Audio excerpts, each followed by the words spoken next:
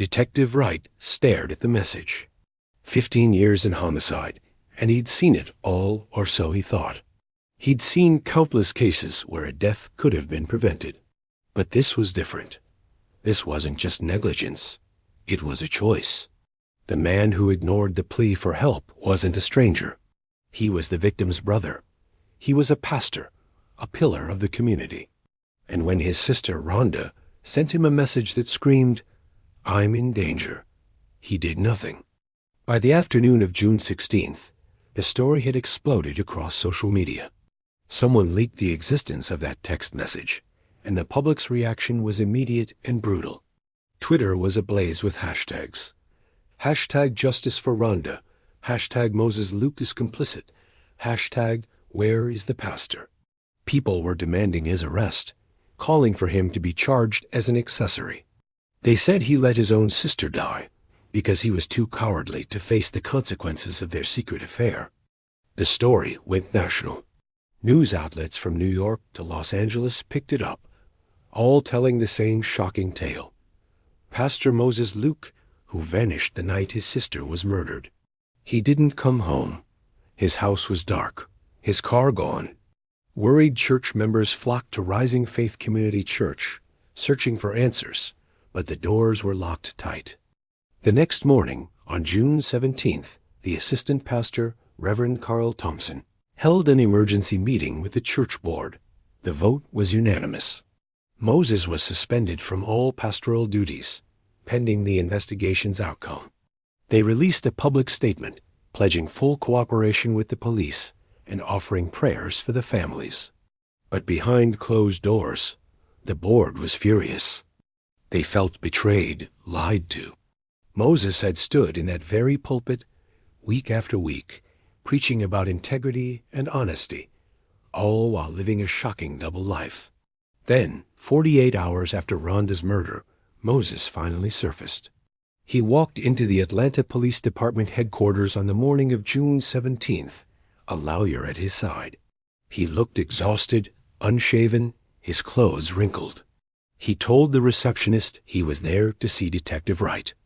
Within minutes, he was in an interrogation room. His lawyer made it clear Moses was there voluntarily. He was not under arrest. He was ready to cooperate. Detective Wright sat across the table and asked the question on everyone's mind. "Where did you go the night your sister died?" Moses took a deep breath. "I drove around," he said. "I didn't know where to go. I just needed to get away from that house." Wright pressed him. "Why?" "Because I knew what Rhonda had done," Moses replied. "I knew she'd just humiliated Peter in front of everyone. I knew he'd be devastated, and I couldn't face him." Wright then asked about the affair. Moses didn't deny it. He admitted everything: the timing, how often it happened, the fact that it continued even after Rhonda started dating Peter. He called it the biggest mistake of his life, something he'd spent the last 4 years desperately trying to bury. He thought if he just kept his distance, the past would eventually fade away, but it never did. Wright pulled out a printed copy of the text message Rhonda sent at 10:03 p.m. He slid it across the table. "Why didn't you respond?" Moses stared at the words for a long, silent moment. "I didn't know what to say," he finally answered. "I thought they'd work it out. I thought they'd fight, then calm down and figure it out like adults." Wright leaned forward, his voice sharp. "You thought they'd work it out? Your sister sent you a message saying her husband just found out about the affair, and you thought they'd work it out. At that point, Moses's lawyer tried to intervene, saying his client had answered enough. But Wright had one last question. "Do you think you could have saved her?" For the first time, Moses's composure shattered. His eyes filled with tears.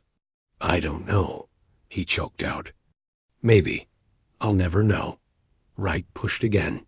"If you had responded to that text, if you had called someone, if you had driven back to that house, do you think Rhonda would still be alive?"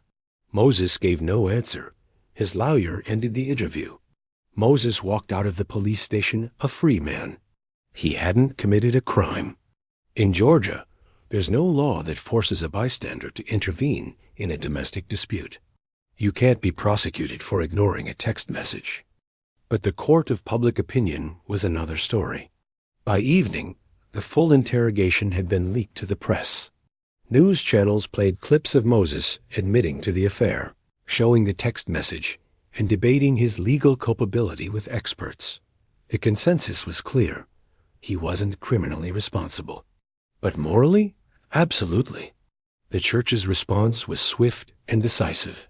On June 18th, Reverend Carl Thompson stood at a press conference and announced that Moses Luke had been permanently removed from his position as lead pastor. The board had voted unanimously to terminate his employment, effective immediately. "We are heartbroken by these revelations," Thompson said. "Moses Luke violated the trust of this congregation, and we cannot in good conscience allow him to continue in a leadership role." The church also announced it would offer grief counseling to its members. In just 72 hours, Moses's fall from grace was complete. He went from a respected pastor to a national pariah. He lost his job, his reputation, and the respect of everyone who had ever looked up to him. And he had lost his sister. People who had known Moses for years began speaking to the press.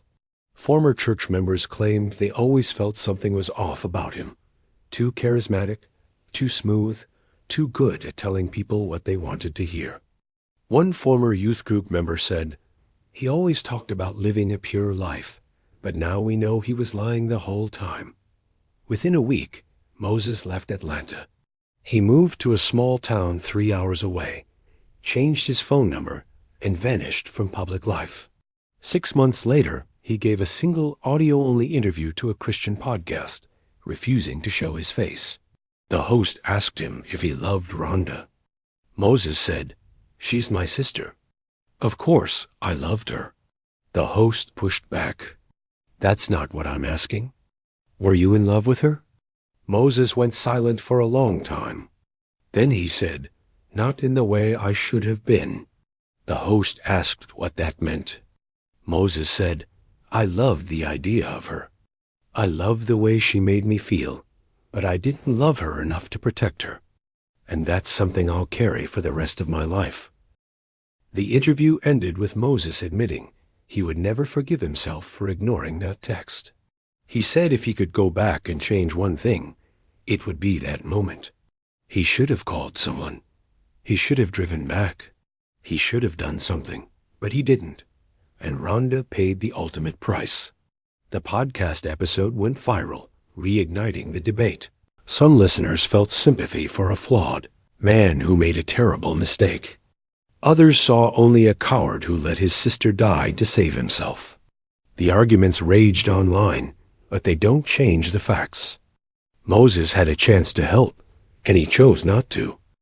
Thank you for watching. Don't forget to like and subscribe for more deep dives into complex cases like this one. June 16th, 2022. Inside an interrogation room at the Atlanta Police Department, Peter Scott sat in silence. He'd been arrested the night before, taken to the county jail, and held overnight. No sleep, no food. He'd spent the dark hours just staring at a concrete wall, replaying the last 24 hours over and over, a nightmare on a loop. At 9 a.m., the door opened. Detective Wright entered, followed by another detective, a woman named Simmons. They took their seats across the table from Peter and read him his rights. Peter nodded. He understood. Then he said something that caught both seasoned detectives completely off guard. "I don't want a lawyer. I want to explain what happened." Detective Wright leaned forward, asking Peter if he was sure. A public defender was available, free of charge.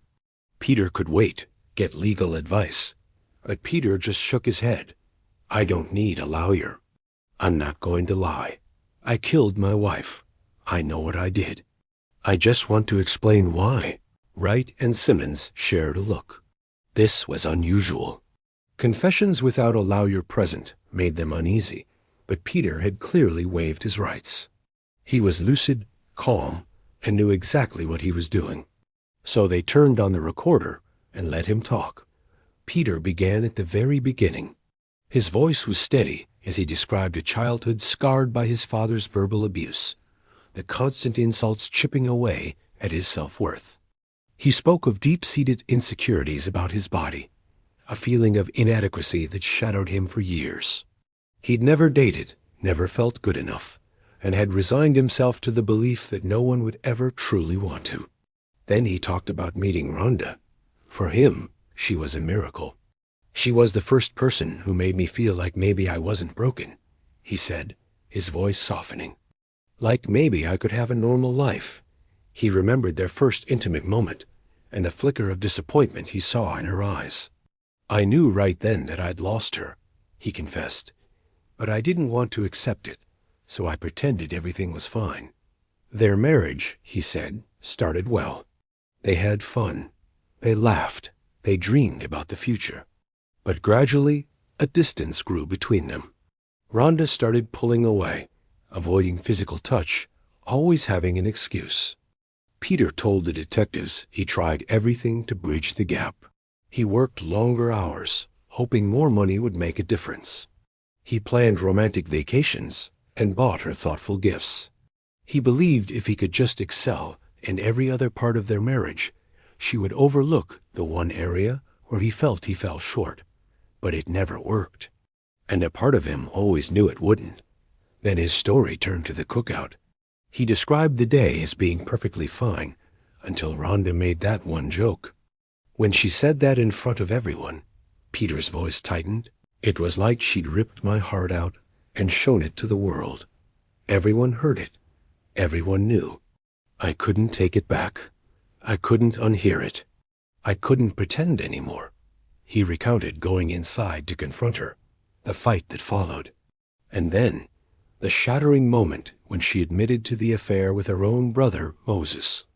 Peter's expression hardened. It wasn't just the betrayal, he explained. It was who she had betrayed him with. And she'd been comparing me to him our entire marriage. Peter's voice finally cracked as he described Rhonda's final devastating words. She told him she loved the life he gave her, but she didn't love him. That's when I knew she never loved me. He choked out. She married me because I was safe. Because her mother told her to. Because I had a good job. But she never wanted me. And every time we were together, she was wishing I was someone else. Detective Simmons gently asked what he felt in that moment. Nothing and everything, Peter whispered. I felt like my entire life had been a lie, like I'd wasted 3 years loving someone who couldn't love me back. Detective Wright then asked the critical question. When did he decide to kill Rhonda? Peter insisted he didn't decide. He said it just happened. I went to the nightstand to get my phone. I was going to leave. I was going to walk out of that house and never come back. But when I opened the drawer, I saw the knife. And something in me just snapped. He described grabbing the knife and turning toward Rhonda. She tried to run, but he was faster. The details that followed were a blur to him. He said it was like watching a movie, like he was outside his own body, observing a stranger. He could see himself stabbing her, over and over, but he couldn't make himself stop. I just wanted her to stop talking, he said, his voice trembling. I wanted her to stop comparing me. I wanted it all to stop. Wright asked how many times he stabbed her. Peter didn't know. The detective's voice was grim. 17 times. Peter's face drained of all color. 17? He repeated, horrified. He dropped his head into his hands. I didn't mean to. I didn't plan it. I just couldn't stop. Simmons asked what he did after. Peter said he sat on the floor next to Rhonda's body for what felt like an eternity. He kept waiting for her to move, to say something, anything. But she just lay there still. And in that terrifying silence, the full weight of what he'd done crashed down on him. He walked out of the bedroom and sat on the couch, waiting. He didn't run. There was no point. His life, as he knew it, was over. He knew he would spend the rest of his days in prison. "I don't regret killing her because of what I did," he said, his words chilling. "I regret it because of what it says about me. I spent my whole life thinking I was a good person, thinking I was better than my father. But I'm not. I'm worse." Finally, Detective Wright asked if he felt remorse. Peter looked up, his eyes empty. "Every second, but it doesn't change anything. She's dead, and I did it." The confession lasted 2 hours. When it was over, the detectives were silent. They'd heard countless confessions, but this one felt different. Peter wasn't making excuses, wasn't shifting blame, wasn't asking for sympathy. He was just telling his ugly, brutal truth. He had killed his wife because his love wasn't returned. He had killed her because she humiliated him. He had killed her because he couldn't accept that he wasn't enough. Later that day, Peter Scott was formally charged with first-degree murder. The district attorney's office announced they would seek life without parole. But Peter's detailed confession threw a wrench in what seemed like an open and shut case. His public defender, Edward Green, argued that this was not premeditated murder, but a classic crime of passion. He painted a picture of a man subjected to years of quiet psychological abuse and emasculation. He argued that the public humiliation at the cookout was the final straw, a trigger for an extreme emotional breakdown that Peter couldn't control. The prosecution saw it differently. They pointed to the 25-minute gap between Peter entering the bedroom and the moment he killed Rhonda. In their view, he had multiple chances to walk away. And those 17 stab wounds? That wasn't passion, they argued. That was intent. That was rage. The trial began in February 2023 and lasted 3 weeks. The courtroom was packed every single day. The media descended, drawn to a story that had all the elements of a primetime drama: sex, betrayal, a family secret, and a husband's violent rage. It was a case that fascinated and horrified the public in equal measure. And at the heart of it all was a single polarizing question that divided everyone who heard the story. Was Peter Scott a victim who finally snapped? Or was he a cold-blooded killer? Did he deserve sympathy, or did he deserve to spend the rest of his life in prison? Thank you for watching. Don't forget to like and subscribe for more deep dives into complex cases. This was the day the world would finally hear the full story, or at least 2 very different versions of it. Leading the charge for the prosecution was District Attorney Monica Harper, a legal powerhouse known for her relentless, no-nonsense approach in the courtroom. On the other side, defending Peter, was Edward Green, a public defender with over a decade of experience, tasked with the near-impossible job of finding sympathy for his client. The jury selection took 2 long days. In the end, 12 people were chosen, 7 women and 5 men, a diverse group from all walks of life. Each one swore they could remain impartial, but this case had been all over the news. They had all heard about it, and what you've heard, you can't simply unhear. The prosecution's opening statement was a gut punch. Monica Harper stood before the jury, her voice clear and cutting. "This is a case," she began, "about a man who killed his wife because she told the truth. Rhonda Scott made a joke at a party. It was a bad joke. It was hurtful. It was inappropriate. But it didn't justify what Peter Scott did. Nothing justifies stabbing your wife 17 times and watching her bleed to death on your bedroom floor." Harper meticulously laid out the timeline for the jury. The cookout, the fateful joke, the tense confrontation that followed, and the brutal murder. She emphasized that Peter had a crucial 25-minute window to make a different choice. He could have walked out of that bedroom. He could have called a friend. He could have just driven away. But he didn't. He chose violence. And Rhonda paid the ultimate price for that choice. Then it was the defense's turn. Edward Green's approach was completely different. His tone was softer, more pleading. He stood before the jury and presented a different narrative. "This is a case," he said, about a man who was psychologically tortured for 3 years. Peter Scott loved his wife. He gave her everything he had, and every single day she made him feel like he wasn't enough. Green painted a picture of a marriage filled with emotional torment. He described how Rhonda constantly compared Peter to other men, how she avoided intimacy, and how she had married him for security, not love. He argued that on that terrible night, June 15th, 2022, she humiliated him in front of 37 people, exposing his deepest insecurity to the world. In that moment, Green claimed something inside Peter just broke. He wasn't a monster, Green argued, but a man pushed far beyond his breaking point. This wasn't premeditated murder. It was a crime of passion. Peter, he insisted, deserved mercy, not a life sentence. The trial's third day brought the first witness for the prosecution. Janae Williams, Rhonda's cousin. She was the one who heard the scream, the one who frantically banged on the bedroom door, the one who ultimately discovered Rhonda's body. Her testimony was harrowing. She recounted the details of the cookout, saying everything seemed normal until Rhonda made that joke. Then the whole atmosphere shifted. She described Peter's face going completely blank, Moses leaving abruptly without a word, and the chilling scream that cut through the silence.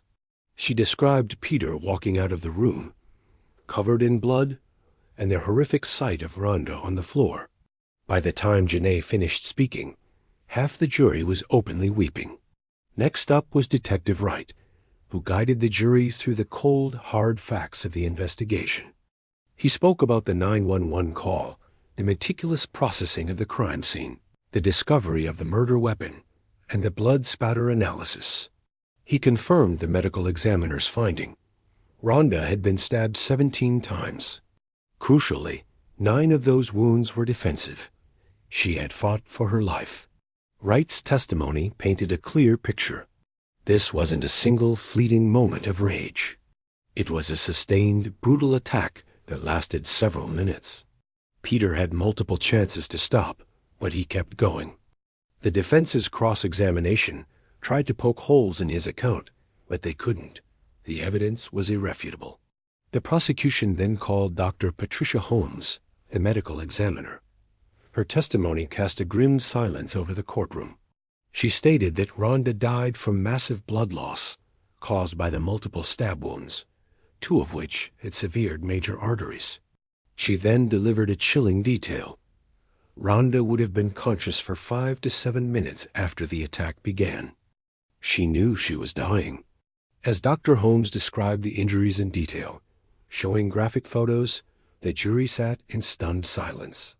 She explained that the sheer level of violence pointed to extreme rage. The defense tried to argue that the number of wounds didn't automatically prove premeditation, but Dr. Holmes was unyielding. 17 stab wounds over several minutes, she asserted, wasn't passion. It was intent. Then, the prosecution made a controversial move. They called Constance Luke, Rhonda's mother, to the stand. This was the woman who had advised her daughter to marry Peter, despite knowing about their physical incompatibility. Constance walked slowly to the stand, her face etched with a grief so profound it seemed to have aged her a decade in just 8 months. The prosecutor asked her about that fateful advice. Constance admitted everything. She recounted how Rhonda had come to her, disappointed and uncertain, after her first intimate encounter with Peter. Rhonda didn't know if she could live with that dissatisfaction for the rest of her life. The prosecutor asked what she told her daughter. Constance's voice cracked as she replied, "I told her if he was a good man, and he was fertile, she could manage him. I told her sex wasn't everything. I told her security mattered more." Then came the final question. "Do you regret that advice?" Constance completely broke down, sobbing uncontrollably. "Every single day," she cried, "I killed my daughter with my advice. I made her settle for a man she didn't want, and she died because of it." The courtroom was utterly silent. Even the prosecutor seemed shaken. The defense wisely chose not to cross-examine. There was nothing to say, no question they could ask, would be more powerful than that raw, devastating confession. The next witness was Moses Luke. He entered the courtroom with his head down, avoiding everyone's gaze. On the stand, he admitted to the affair with Rhonda. It began in August 2017 and continued even after she started dating Peter. Their last encounter was just a month before her wedding. The prosecutor asked him if he loved Rhonda. Moses's first response was, "She was my sister." The prosecutor pressed, "That's not what I asked."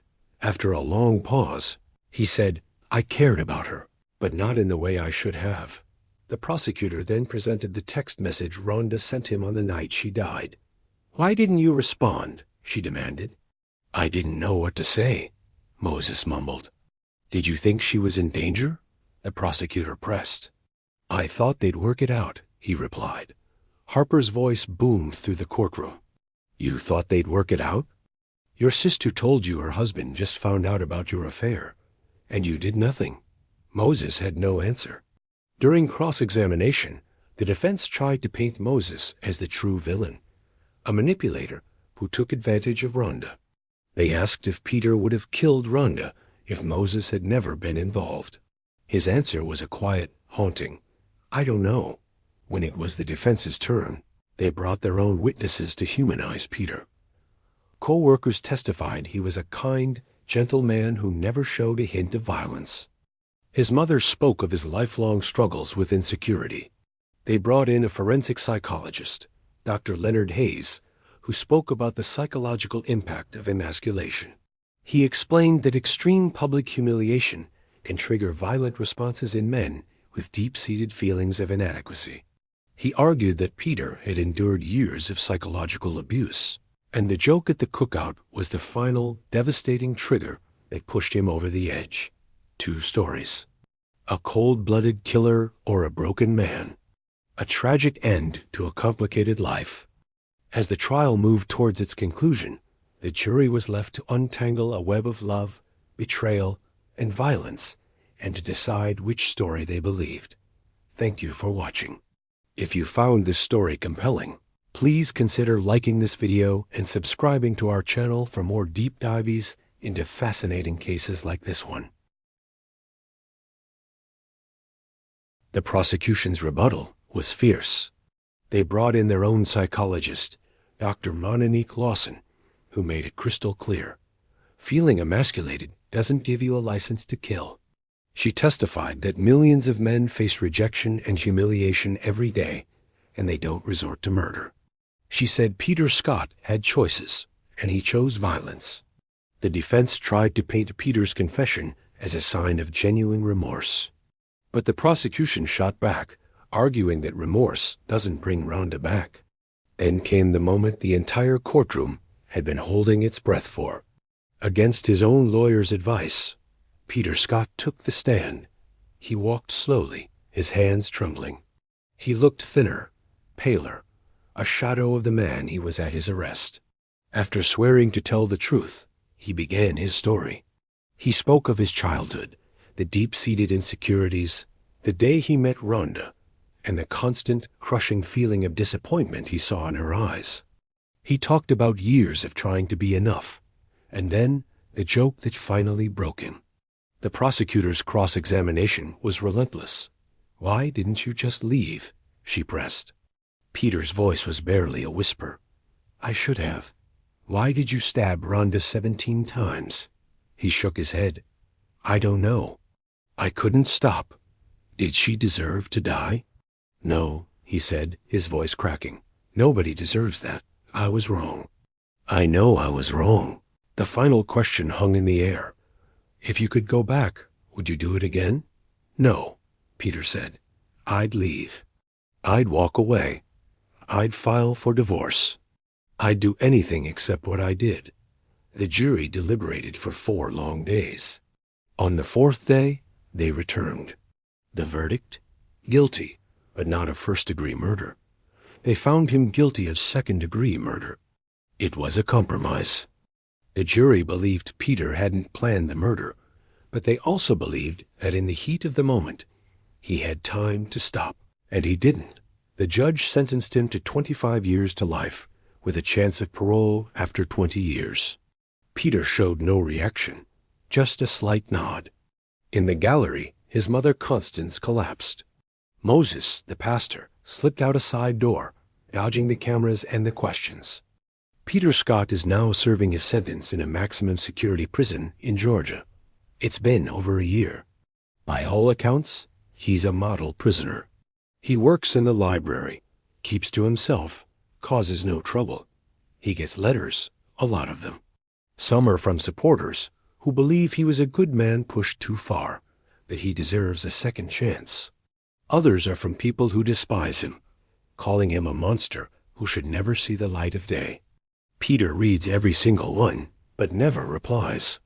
In a letter to his mother 6 months into his sentence, he wrote, "I wake up every day knowing I took a life, knowing I destroyed families, knowing I became the kind of man I spent my whole life trying not to be. I don't ask for forgiveness. I don't deserve it. I just hope that somewhere, somehow, Rhonda knows I'm sorry." His mother is his only visitor. His father hasn't spoken to him since the arrest. His friends are gone. He is alone with his guilt, a companion he'll have for at least 2 more decades. And what about Pastor Moses Luke? He vanished from Atlanta. He moved to a small town in North Georgia, changed his name, and now works construction. It's a world away from the pulpit and the adoring congregation. He lives in a small apartment alone. He doesn't go to church. He has no friends. He has effectively disappeared. But the guilt hasn't. In the only interview he ever gave, he said, "I think about Rhonda every single day. I think about the text message. I think about what would have happened if I just responded, if I just called someone. Maybe she'd still be alive. Maybe Peter would be free. Maybe everything would be different. But I didn't, and I have to live with that." He tried to reconcile with his family, but the door is closed. Constance, Rhonda's mother, refuses to speak to him. She told a reporter, "Moses didn't kill Rhonda, but he let her die, and that's almost worse. He is a man carrying a weight he'll never be able to set down." Constance Luke, however, has channeled her grief into a mission. She started a nonprofit called Choose Love, Not Security. Its purpose is to help women recognize when they're resettling in a relationship and give them the resources to leave before it's too late. She travels the country, speaking at conferences, churches, and universities, sharing Rhonda's story and her own. "I told my daughter to marry a man she didn't want because I thought security mattered more than love," she says. "And my daughter died because of that advice." She's faced criticism, with some accusing her of profiting from her daughter's death. But Constance donates every penny she earns speaking to domestic violence charities. Her goal isn't money. It's to save lives. She's written a book, appeared on talk shows, and become a polarizing but powerful voice. As she says, she's already lost everything that mattered. The tragedy rippled far beyond the immediate family. Of the 37 guests at that fateful cookout, many are still struggling. 8 are in regular therapy for PTSD. They have nightmares. They hear Rhonda's screams. They see Peter covered in blood. They relive that night over and over. One of the guests, a man named Darnell, started his own nonprofit called Speak Before It's Silent. The organization focuses on bystander intervention, training people how to spot a dangerous situation escalating, how to safely step in, and when to call for help. Darnell's words are a haunting echo of the night. "We all felt something was wrong that night, but nobody did anything. We all just stood there, and Rhonda died because we didn't act." Rising Faith Community Church was torn apart by the scandal. It lost nearly half its congregation. Members felt betrayed and lied to by Moses. The foundation of their faith was shaken. A new pastor, Reverend Carl Thompson, is now trying to rebuild trust, but the process is slow. Some have returned, but for many, the wound is too deep. The church held a memorial for Rhonda 3 months after her death. Constance was there. Moses was not. This case ignited a firestorm of national debate. Online forums and social media exploded. People argued about everything: sexual compatibility in marriage, emasculation, public humiliation. Where is the line between victim and villain? Some defended Peter, claiming he was a victim of years of psychological torment. Others countered that nothing, absolutely nothing, justifies murder. Some blamed Moses, his silence a deafening act of complicity. Others argued he had no legal duty to answer a text. Some pointed the finger at Constance, saying her advice set the whole tragedy in motion. Others saw a mother who was just trying to do what she thought was best for her daughter. A difficult truth is that there's no single villain in this story.